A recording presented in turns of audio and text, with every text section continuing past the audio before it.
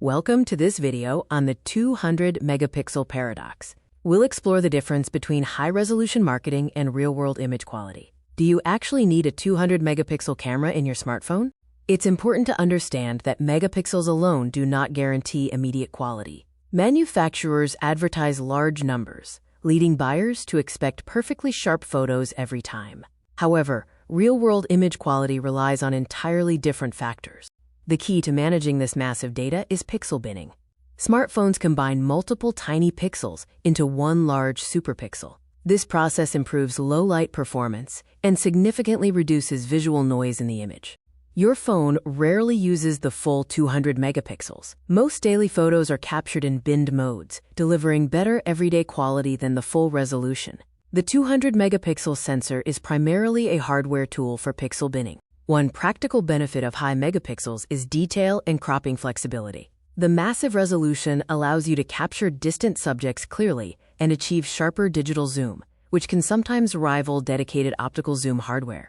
Another benefit is printing large images. Higher resolution preserves detail for physical media. If you plan to print very large photos, the full 200 megapixels resolution does provide a clear advantage over lower resolution images. However, let's consider the social media reality check. On standard phone screens, the difference between 12 megapixels, 50 megapixels, and 200 megapixels images is often completely imperceptible to the average viewer. In low-light conditions, sensor size beats megapixels. Larger individual pixels capture more light, while a high-quality 12 megapixels camera with a large sensor will generally outperform a 200MP camera in dim environments. Using maximum resolution comes with hidden costs. Massive 200 megapixels images require significant storage space. They also demand intense processing power, which can introduce processing lag and slow down your phone during capture.